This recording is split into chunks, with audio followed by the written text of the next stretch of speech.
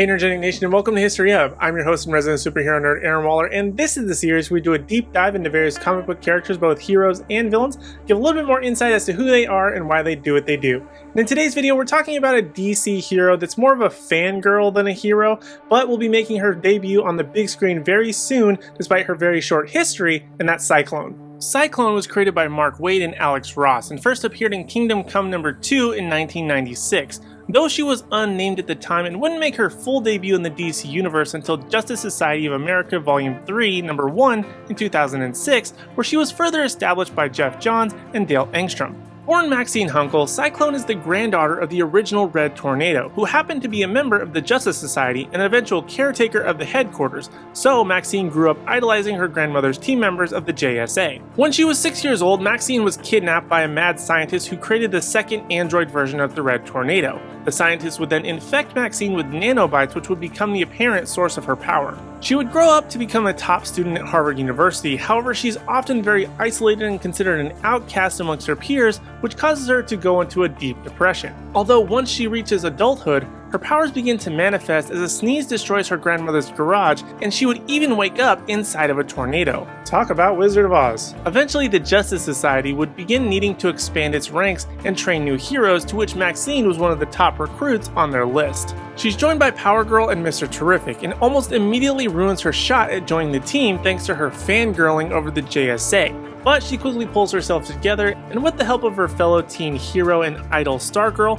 they build Cyclone a brand new suit after their first mission. And with the new suit, she would take up the new name Cyclone, honoring both her grandmother Red Tornado and her sidekicks the Cyclone Kids, which also happen to be Maxine's aunt and uncle. When Darkseid forces invade, Maxine is seen as part of the superhero army drafted by the Green Lantern Alan Scott to defend various places on Earth.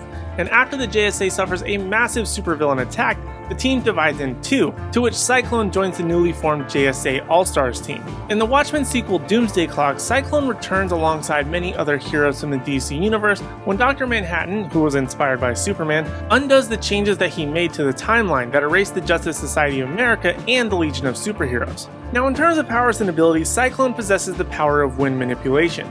She's able to mentally summon cyclones and whirlwinds, project powerful blasts of air, and fly through the air by riding wind currents. It's also later revealed that she can also control sound currents as well, being able to gather and send sound waves. And because of Cyclone's short history, she hasn't been in any other medium outside of comics, though she is set to make her live-action debut in the upcoming DCEU film Black Adam, where she'll be portrayed by Quintessa Swindell.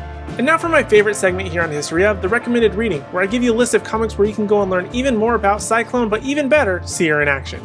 First up, we have Kingdom Come. Although this was the unofficial and unnamed appearance of the character, I still recommend checking it out, as not only was the first appearance of the character, but it's also a great story with amazing artwork. Next up, we have Justice Society of America Volume 3. Basically just read this entire run. This was a great read in general, as it allows you to get to know the character, but also see a very natural and fun evolution from outcast to fangirl to superhero. Now, if you want, you could potentially read Final Crisis and Doomsday Clock as well, but she doesn't make a ton of appearances, as they're very large stories that involve various characters. So if you want to just stick with the first two recommendations, that will get you the most bang for your buck when it comes to Cyclone.